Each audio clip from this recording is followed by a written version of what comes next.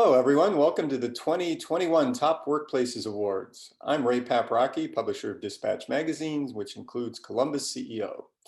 From newly launched startups to Fortune 500 corporations to social enterprises, our area is home to thousands of businesses and organizations. But only a small percentage can call themselves Central Ohio's top workplaces. Nominations for the Top Workplaces Awards are all employee generated, and the winners are determined solely based on employee input. After a particularly challenging year, that feedback serves as the ultimate test of how employers are responding to the age of COVID-19. Simply put, ranking as a top workplace amid a global crisis may say more than ever before. So congratulations to you all. Before we get into our program, a few thank yous. Back for a second year as our sponsor, Cover My Meds. A bit later in the program, Asia Gray of Cover My Meds will join us to present several special awards for standout survey scores. And this marks the 9th year that Columbus CEO has joined research partner Intergage in this endeavor, and we thank them for their near decade of support. And speaking of Intergage, let's kick things off by getting an inside look at how this year's top workplaces in Central Ohio were selected. To do just that, it's my pleasure to introduce the president of Intergage, Dan Kessler. Dan? Thank you, Ray. Well, these remain challenging times for all of us, professionally and personally. It's important to find moments to celebrate the good, and that is you, our 2021 Columbus Top Workplaces. You continue to be intentional about culture. You continue to put your employees first, and it shows. I'd like to start with a quote from one of the thousands of employee comments that we analyzed as part of this year's research. Every day, I am valued and appreciated.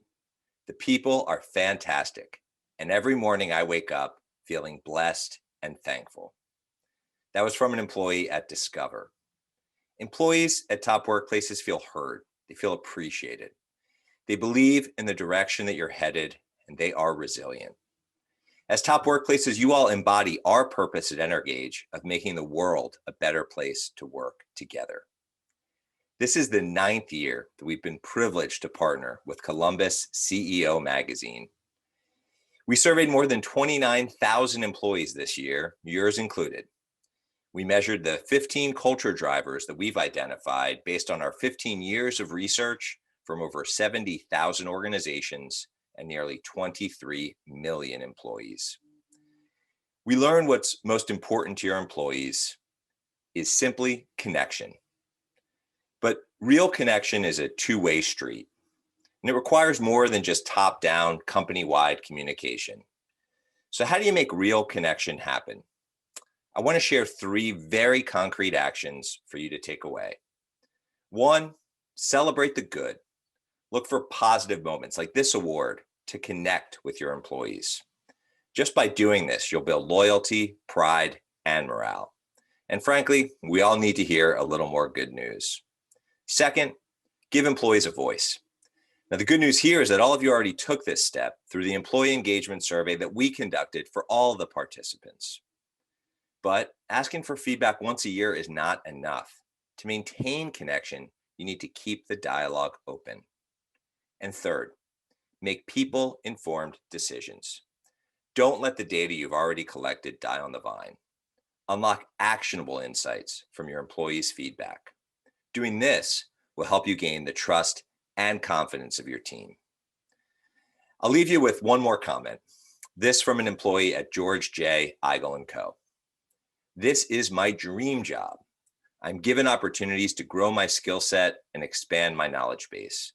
My opinions are heard and considered and never ignored. Congratulations once again for all you have endured and all you have achieved. I look forward to seeing you at next year's Top Workplaces celebration, hopefully in person. Be safe and be well. Thank you for sharing your insights, Dan. Companies with satisfied employees, like those represented here, have creative, productive, and effective workplaces. They have strong leaders, low turnover rates, and a deep sense of shared purpose. And we have many organizations that check all of those boxes on our list. But what does it take to check all of those boxes year after year? We decided to invite a few leaders whose organizations have consistently ranked on the top workplaces list to share their secrets of employee engagement, productivity, and fulfillment year in and year out. Now, I'm happy to turn our keynote panel discussion over to Columbus CEO's Associate Editor, Jess Deo. Jess? Hello, everyone, and congrats to our 2021 top workplaces. Today, we're joined by a panel of representatives from 4 of our top workplaces: Rick Ricart, President of Ricart Automotive; Stephanie Green, Senior Vice President and Managing Director of Fifth Third Private Bank; Pat Bendure, State General Agent with SS Bendure Hartwig Insurance Agency; and Ola Snow, Chief Human Resources Officer for Cardinal Health. So let's jump in with last year was incredible in terms of how teams learned to work together in new ways and stay connected, even though we were physically apart. As your team navigated the major business disruptions of 2020, what qualities helped you maintain your momentum as a top workplace? For us, I think it has to do with culture. You know, the family atmosphere that we try to have with our people, knowing them personally and professionally, and really trying to stay close and try to stay gelled. While the virtual world opened new doors for people, it also came with different challenges as well with the relationships and with the closeness. But now that everything's opening up, you know, I just looked at it kind of like a bridge, a solution for a short term, not the long-term solution. Though, you know, moving back, we're going to be able to do a hybrid, I think, of both. So that's kind of where we went with it. I think not being able to get all of our employees together in one spot was going to be a major hindrance for us. We were big on doing company events, getting get-togethers, whether it's track night or picnics or holiday parties, and getting everybody together as a team and rah-rah. Without the opportunity to do that, actually allowed us to truly improve our internal communication skills and really look at that communication map and say, okay, we can't get in front of everybody, so we got to rely on the supervisors and the department heads to really know how to cascade information correctly. We improved internal with Google Hangout, with Zoom meetings, doing video information sharing sessions. My cousin and I started that on a weekly basis of doing an information sharing video each week. And during the pandemic, we rolled out an all new values book and culture, and got to do that kind of training and practice via video. And it surprised me of just how well that actually worked. And a lot of those elements we're going to continue now into the future also. Hey, Rick, I'll build on that one as well, because I think you hit it so well. I think it gave our teams an opportunity to be connected, and we have communicated completely differently with our teams as well. I think it also gave us an opportunity to really talk about the mission of each of our organizations. For us, we knew that we had an essential role in healthcare during this pandemic, but our team really did talk about our culture, our values, the desire that we want to be healthcare's most trusted partner. So every member of our team felt connected to that mission, and we were just out talking transparently and vulnerably with each of our associates and our managers every single day, which really built so much trust over these past 15 months. So Jess, you hear a common theme, and the same held true at Fifth Third. We really not only increased our communication, but we also were really intentional about what we were communicating and how we were doing it. And so I do think that being really focused on, again, when we talk about our core values and talk about keeping our clients at the center and how we're doing that, it forced the team to really help support each other to make sure we were all able to accomplish that mission. And it's so interesting how even in a virtual environment, you can almost bring the team closer together, because you have to make a very concerted effort to stay focused on those values in the core mission, and making sure that we're meeting or exceeding clients' expectations, even in a challenging environment. Awesome. Culture, as they say, is all important. How would you describe your team's culture? We summarize in one phrase. It's called One Bank. And really what that means is we have different divisions and different departments, but we all serve as one bank, really keeping that client at the center of everything we do. So we always say that, the spirit of cooperation is most important, regardless of, what division or department you work in. And we summarize that by one bank, and we're really protective of that culture. And it's not for everyone, but those that are here really believe in it, and we stay focused on it. And it starts at the leadership level, and we are very, very focused on ensuring everybody has that same viewpoint. Jess, I'll add to that a little bit, and it was ironic that in 2019, pre-pandemic, we launched a new cultural effort and work at Cardinal Health, where we relaunched our mission, vision, and values. So the pandemic really put that work and really drove that culture work forward. We would describe our culture as very mission-driven culture. It's one of our values as well. As I said, we deliver the products and solutions that improve the lives of people every day in healthcare, and our employees know that. So it is a culture of coming together, moving fast with our customers and their patients at the center. So, I would describe us as an organization that wakes up every day thinking about driving and improving the lives of folks every day. I love how everyone has answered with that highest level mission statement. And that's really the driver of all of this culture. If you don't have that top level single sentence, and we have create lifelong positive relationships. So no matter what we do in any interaction, any decision that we're making, is it going to help us maintain lifelong positive relationships? And in our eyes, that starts with the employees, with our team ourselves. Is there positive attitude, positive behavior, positive productivity? Do you like working together? And I think passing that down to our guests when they come in, and it's the same mission statement for employees, guests, for every interaction that we have, has truly allowed us to improve our culture, because we're eliminating negativity through that mission statement, but we're truly building on positivity. And in a retail environment where we're really a face-to-face company, it was a challenge for everyone to overcome in 2020, but they've done a spectacular job. For us, to echo what everybody else said, keeping your mission at the forefront. For us, our product is life insurance, but we're more of a life agency. We try to develop the people from the inside out, through their mind, through their body, through their spirit. And then at the end of the day, when you can focus on the person, the results tend to follow, and that camaraderie within the organization takes us to new levels as long as we keep moving forward every day. Awesome. Businesses engaged in frank, open conversations about race in 2020 as our nation grappled with racial justice issues, and a historic movement for justice, diversity, equity, and inclusion was ignited. How did your team approach those conversations? I'll start us off here and talk about our work. We have been focusing on D&I for several years at our organization. The pandemic has obviously highlighted deep inequities among people of color in the United States, and it really did put a urgency work. And then we obviously know that the summer and social and racial injustice has heightened that even more.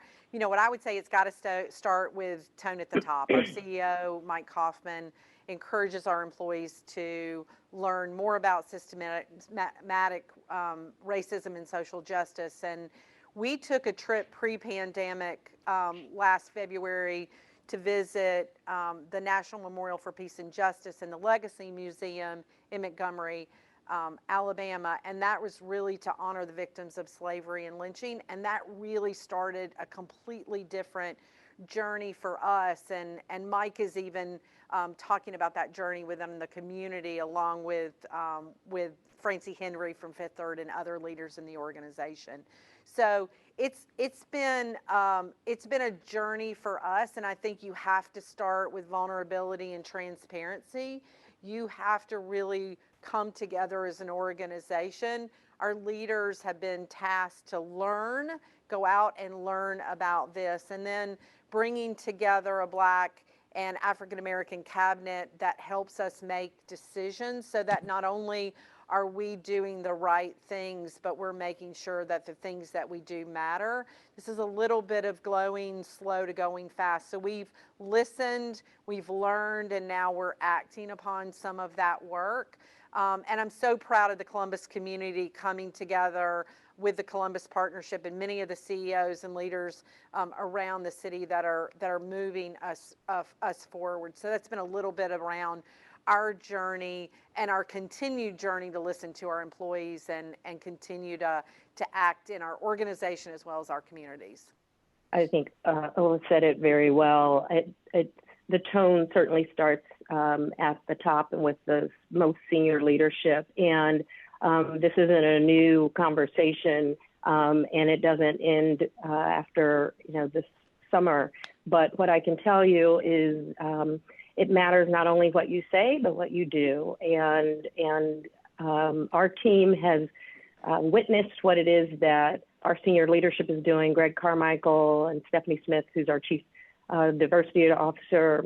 And you look at his whole senior leadership team, it looks as diverse as we talk about wanting the rest of the community and the organization to look. So that tone and tenor starts at the top. And then the discussions cascaded down to our teams here locally.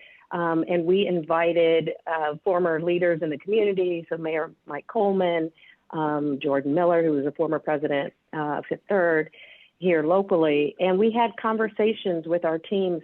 And so we got a historical perspective of what was happening in our city specifically, and then talked about ways that we could all make a difference, some ideas and actionable activities and solutions that we could actually do ourselves so that we can make a difference. So it was real impactful, and we invited our business resource groups to participate. So we have a female business resource group, an African-American and LGBTQ resource group, military. And so it was really, really a dynamic, thoughtful conversation. And now we have action items that we're all working towards implementing as we move forward. So it's an ongoing conversation and not one that begins and ends. I think we could take the whole rest of this time and talk about this topic, because that was the biggest learning curve that I personally had last year for sure. And having the ability to really learn and think. And I think what happened about a year ago was just a major topic that was brought to the surface. It really got the limelight and changed our country's way of thinking and started a movement. And what we knew we had to do, or what I, in my heart of hearts, is to first off declare our position and make sure that as leader of the company, we're letting our employees know that this is something we stand for. And we want to have these conversations. And I got to have I met some wonderful people, having conversations with employees, customers, especially one particular customer who, maybe felt like there was an experience that was, blurring those lines. And I sat down with her and learned how she feels. And learning how someone feels entering your business, I learned things that blew my mind. Had no idea how blind I was to, acknowledging those experiences.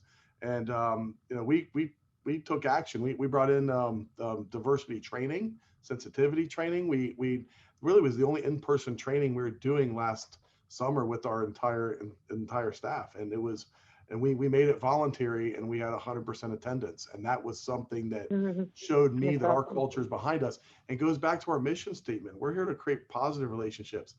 Anyone that has any hatred in their heart doesn't belong in our company. And that negativity, we have zero tolerance for. We will remove them. And if we have customers that have hatred in their heart and express that, we'll fire them as a customer, because that is our responsibility to protect the health and well-being of our employee, the people in our community, and everyone we love in this world. And I don't think these conversations should stop. I want to see them escalate. And I love what this world is going to become in the future. If we're going to grow together, we got to be one together. We really focused on respecting each other's feelings and thoughts through this whole thing. It's such a hot topic, but I've really challenged myself to kind of put myself in other shoes. Obviously, I'm not in a lot of the shoes that deal with this side of it, but it's a responsibility on my behalf and on my partner's behalf that we really take action and understand that we got to respect each other. We got to love each other. We have to understand what it's like to go through that. We got to be able to understand what it's like to deal with that every single day. You know, it's a coming together, and that unity is what's really going to make the big difference in the long run, I feel. Those are really good points, guys. So last question, what advice do you have for companies who want to build a team culture that prioritizes inclusivity in an environment where people feel free to be themselves? I can jump this one. You know, you really have to make yourself vulnerable. You know, you really have to have a true open heart and an open mind. You know, with mixed martial arts and things of that nature, I use a phrase called ground and pound. You know, it's when you get down to the grassroots of the organization and really build those relationships with people just coming in the door. So you can know exactly what's going on in here.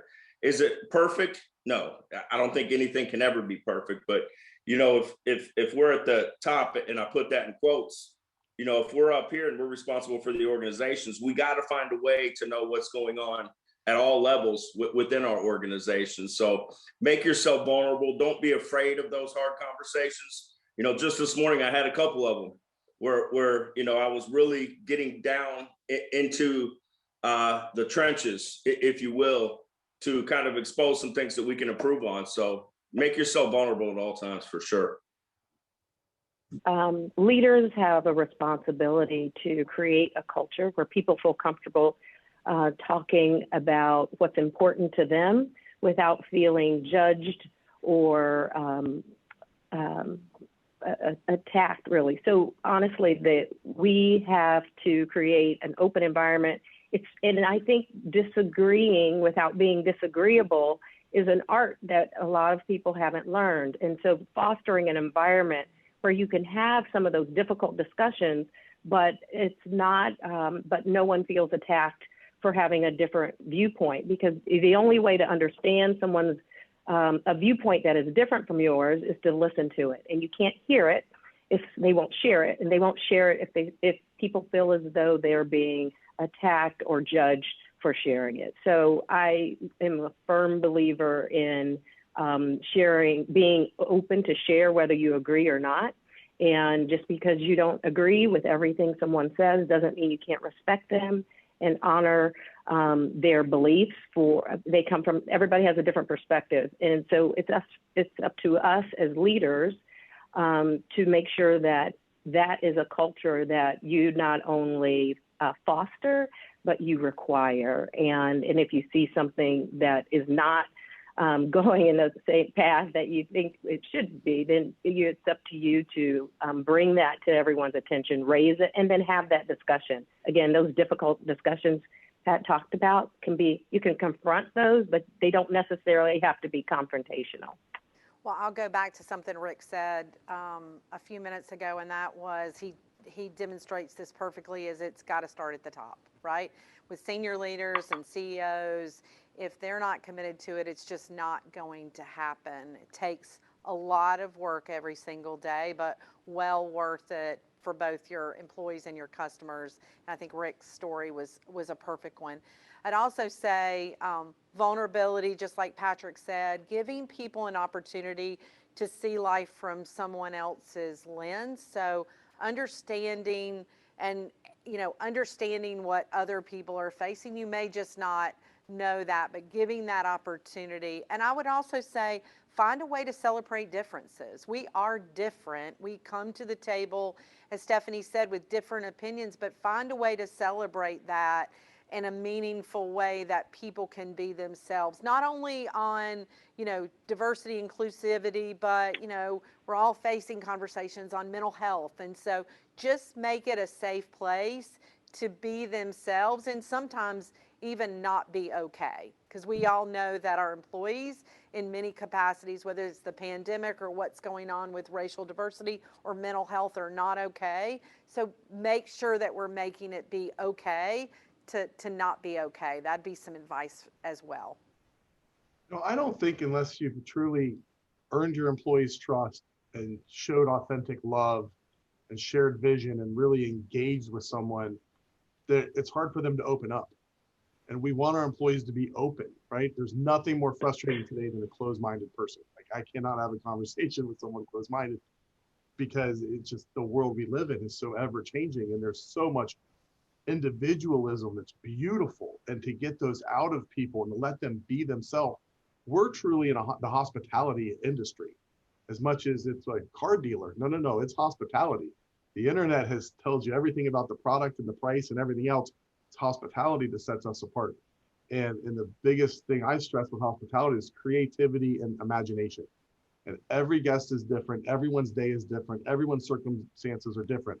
You have to have a great active listening skills and figure those out quickly, and use your imagination to create authentic experiences every time that make people feel welcome and loved and trustworthy, and all those important things. And it really, it starts at the top, yet, again, with the vulnerability and pushing down and showing that I make mistakes every day, but I don't ever lose. I only have wins and lessons, and you learn from them, you grow. And I'd rather be open, be creative, try something new with all their heart, and let us create a teaching moment that have them be closed off and just go with the word track or the process they were trained, because that feels stagnant and we're not building a lifelong relationship with that person.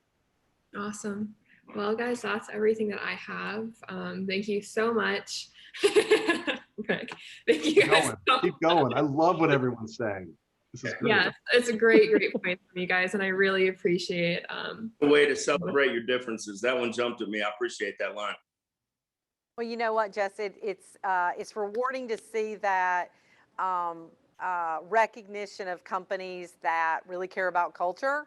I am so inspired to go out from each of these colleagues to go out. It warms my heart that people who really know that culture and inclusion is really important are being recognized, because we all can make a difference in the lives of our employees and our customers. And so honored to be here. So thanks.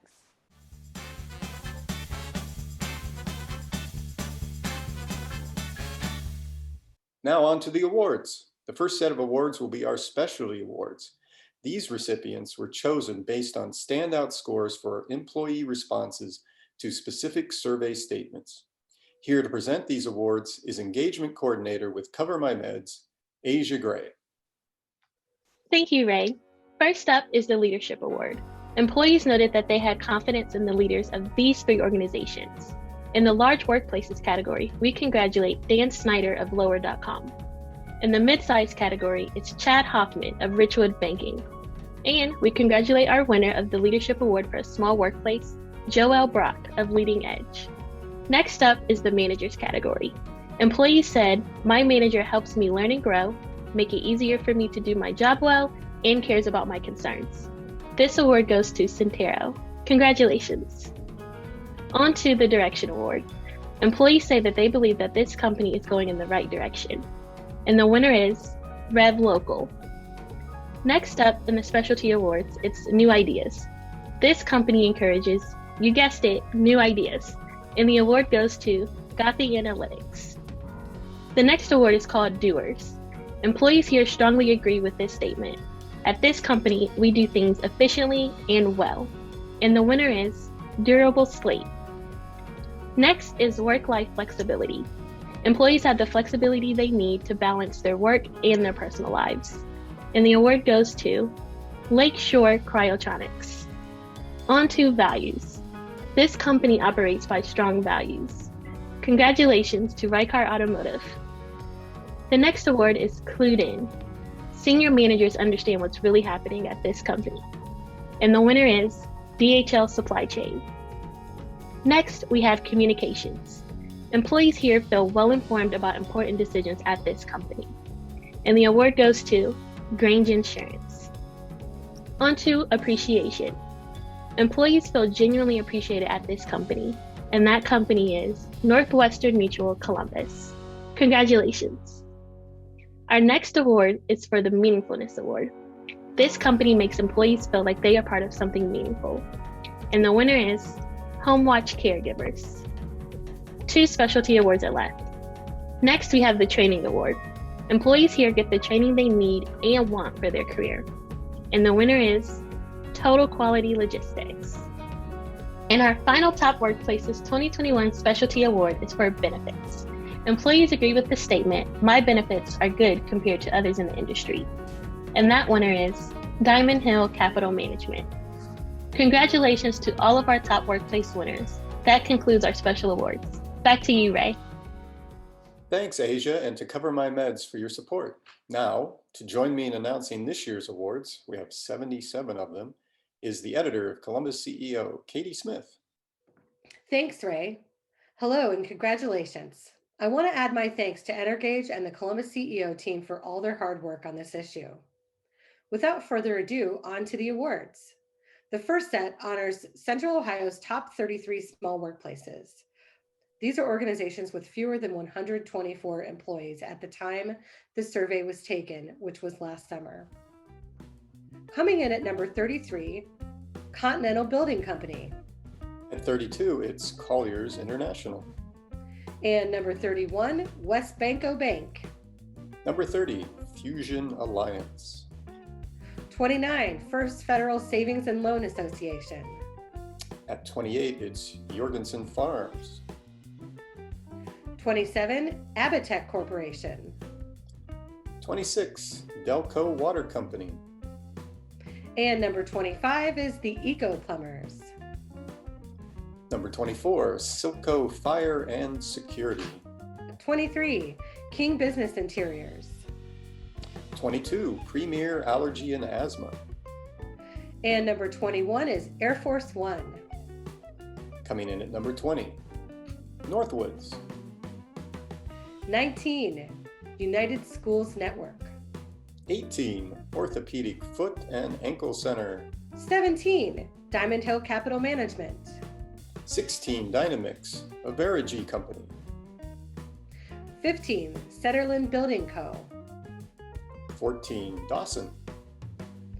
And number 13 is Union Home Mortgage. Number 12, Agility Partners. 11, Loath. Okay, now we've reached the top 10. Coming in at number 10, it's Quality Supply Chain Co-op. And number 9 is Revolution Group. Number 8, Advanced Engineering Consultants. 7, Manifest Solutions Group. Number 6, Home Watch Caregivers. We're going to break into the top 5 here with number 5, ERPA. Number 4, Durable Slate Company. In third place is Leading Edge. And our runner-up, Fairway Independent Mortgage. And our number 1 top workplace in the small workplaces category is Gethy Analytics. Congratulations. That's great. So now we move on to the top 29 mid-size workplaces in our area. These are businesses, nonprofits, and other organizations that have between 125 and 349 employees. So coming in at number 29, AC Lens. At 28 is MSC Industrial Supply Company. Number 27, Bridgeway Academy. And number 26, CGI. 25, Dasco Home Medical Equipment.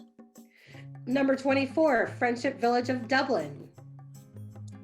23, Lindsay Automotive. 22, Romanoff Group.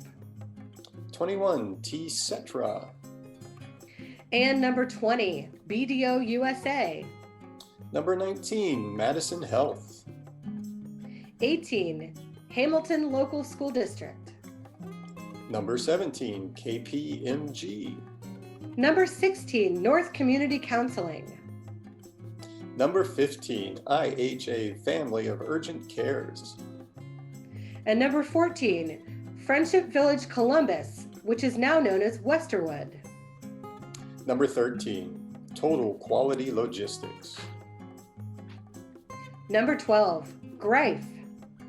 Number 11, Elthorpe. And now in the top 10 for the mid-size category. Number 10 top workplace is Kemba Financial Credit Union. Number 9, HMB, now part of GCI. And number 8, SS Bendure Hartwig. Number 7, Panda Restaurant Group. 6, Richwood Banking Company. Number 5, Lakeshore Cryotronics. And number 4, Insight Digital Innovation. Number 3, Centero. And our runner-up in the midsize category is Rev Local. And now number 1 top workplace midsize for 2021 is Northwestern Mutual Columbus. Congratulations. Now on to this year's final awards category, top workplaces for large organizations with 350 or more employees. There are 15 nominees this year, and at number 15 is Roush Auto Group.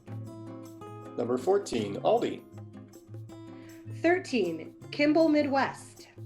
Number 12, Summit Home Care. Number 11, Discover. Number 10, Fifth Third Bank. And number 9, Cardinal Health. 8, Worthington Industries. 7th place, Keller Williams Realty of Central Ohio. 6th place, Kinnett's Hair Salons and Day Spas. And number 5, George J. Eigel & Co. Number 4, DHL Supply Chain. And 3rd place, Ricart Automotive. The runner-up for top workplaces in the large workplace category is Grange Insurance. And the winner for the 2021 Top Workplaces Large category is Lower.com. Congratulations. Can we have a virtual round of applause for all of our 2021 Top Workplace winners? On behalf of them and on behalf of Intergage, Cover My Meds, Katie Smith, Jess Deo, and the rest of our crew at Columbus CEO Magazine, thank you for watching the 2021 Top Workplaces Awards. You can check them out at columbusceo.com, as well as the May issue of Columbus CEO Magazine. I look forward to seeing all of you next year. Thank you and take care.